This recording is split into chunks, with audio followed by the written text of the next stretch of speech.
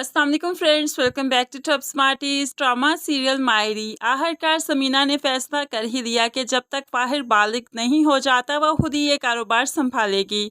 आज वो ऑफिस जो गई तो अपने शोहर की सीट पर बैठते हुए बहुत ही रोई कि पहले यहाँ पर ज़हीर बैठा करते थे और अब हालात कितने बदल गए कि मुझे यहाँ तक आना पड़ा। समीना के शोहर के होते हुए उसकी ज़िंदगी जैसी बेफिक्र थी वैसी अब नहीं, क्योंकि बहुत से रिश्तेदारों से निपटना जो पड़ता है।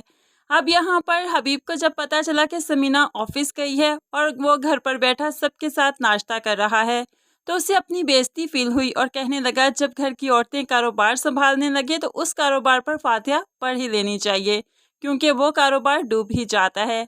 अब यहाँ पर वो अपनी बेइज्जती महसूस कर रहा है, इसीलिए तो ये सब कुछ कहता है।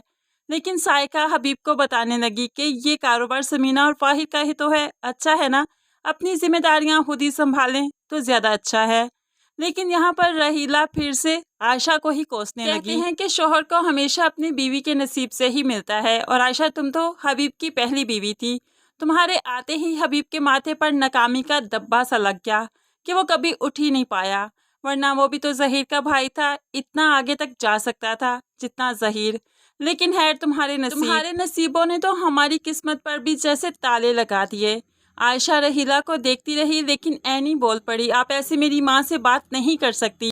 फिर हबीब को भी रहीला की बातों में सच्चाई नजर आई तो वो ऐनी को ही डांटने लगा, तुम्हारी हिम्मत कैसे हुई रहीला से ऐसे बात करने की, वो जो कह रही है ठीक ही तो कह रही है। अब ऐनी घर के मसलों से तंग आ चुकी है, पढ़ाई का बोझ और फिर जो नुकरानी छोड़ गई उसकी वजह से सारा काम करना पड़ता है, और फिर घर के झमेले अलहदा, घर में लड़ाइयाँ भी तो बहुत होती हैं कि आज टेंशन की वजह से बीपी लो हुआ और गिर ही गई। फाहिर जल्दी से आगे बढ़कर एनी को संभालने की कोशिश करता है, लेकिन एनी जमीन पर गिर गई कि फाहिर को भी समझ ना आया। अम्मी अम्मी जोर से आवाजें देने लगा, तभी आयशा भागते हुए यहाँ पर आई और पीछे से समीना भी आ गई। एनी की हालत काफी बिगड़ चुकी है, इसलिए तो इसे हॉस्पिटल ले जाया जाएगा, जहाँ पर जाकर पता चलेगा एनी उम्मीद से है।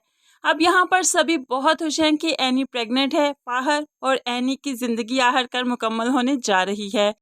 फ्रेंड्स, हमें तो ऐसा ही लगता है कि एनी प्रेग्नेंट है, लेकिन आप इस बारे में कैसे प्रिडिक्ट करते हैं, एनी प्रेग्नेंट है या वैसे ही उसका बीपी लो हुआ है? आप भी अपनी कीमती राय का इजहार ज़रूर कमेंट्स में कीजिएगा। मज़ीद वीडियोस के लिए चैनल को सब्सक्राइब करके साथ बेल नोटिफिकेशन ज़रूर प्रेस कीजिए, ताकि आने वाली हर वीडियो आप आसानी से देख सकें।